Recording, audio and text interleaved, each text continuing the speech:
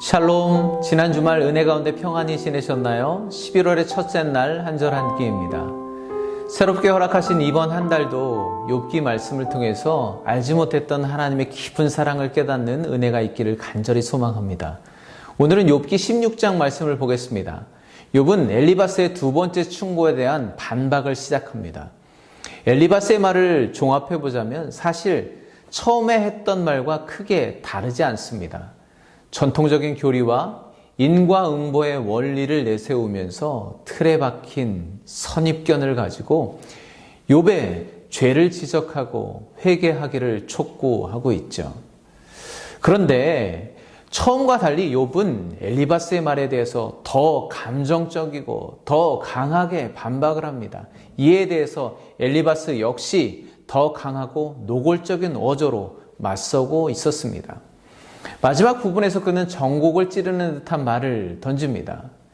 친구들의 충고를 거절하고 자기의 무죄와 의를 주장하는 욥의 행위가 결국은 멸망에 이르게 될 운명을 맞이할 것이라고.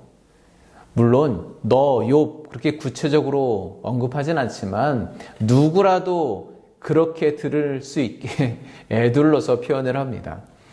이제 오늘 엘리바스와 친구들의 비난에 대해 욥이 어떻게 반응하는지 보려고 하는데요. 1절부터 4절 말씀을 중심으로 묵상을 해봤습니다.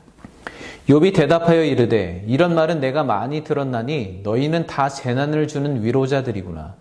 헛된 말이 어찌 끝이 있으랴. 내가 무엇에 자극을 받아 이같이 대답하는가. 욥은 친구들을 향해서 재난을 주는 위로자들이다 말합니다. 귀에 못이 박힐 정도로 똑같은 소리, 헛된 소리로 자신을 죄인으로 몰아가며 괴롭게 하는 그들의 말이 하나도 위로가 되지 않습니다. 듣기 싫습니다. 도대체 무슨 속셈으로 말끝마다 자신을 그렇게 괴롭게 하는지 이제는 듣기 싫으니 그만두라는 거죠. 욥의 친구들은 어쩌다가 욥에게 위로가 아닌 재난을 주는 존재가 되었을까요? 일부러 그를 괴롭히려고 작정했을까요? 그들의 말이 다 악하고 헛된 것일까요? 그렇지 않습니다.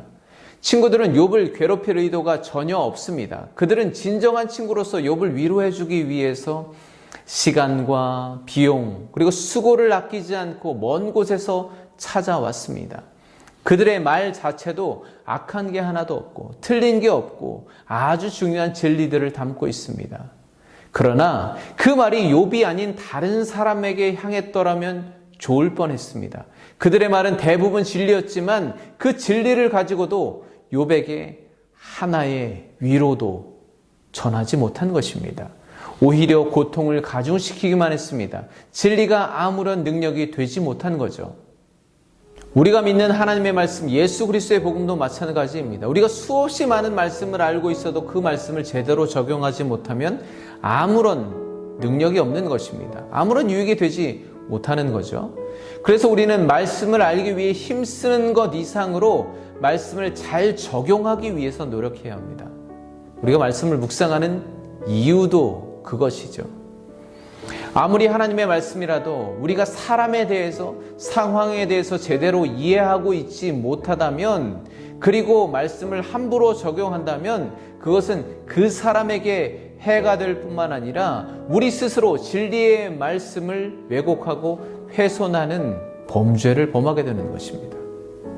이단이 왜 이단인가요? 그들에게 진리가 없어서인가요? 그들이 하나님에 관한 지식이 부족해서인가요? 하나님의 말씀을 알지 못해서인가요? 그렇지 않습니다.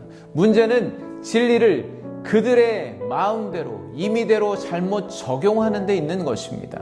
그래서 그들이 전하는 진리, 그들이 전하는 하나님의 말씀이야말로 모든 이들에게 괴로움과 재난을 가져다 주는 것입니다. 고린도전서 13장에서 사도 바울은 이렇게 말하죠. 내가 사람의 방언과 천사의 방언으로 말을 할지라도 내게 사랑이 없으면 울리는 징이나 요란한 꽹과리가 될 뿐입니다. 내가 예언하는 능력을 가지고 있을지라도 또 내가 모든 비밀과 모든 지식을 가지고 있을지라도 또 산을 옮길 만한 모든 믿음을 가지고 있을지라도 내게 사랑이 없으면 아무것도 아닙니다.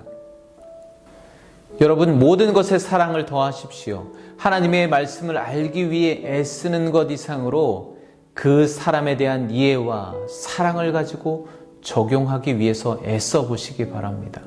재난이 아닌 사랑을 전하는 위로자가 되시기를 간절히 소망합니다. 오늘 사랑의 주님이 여러분과 함께 하십니다. 감사합니다.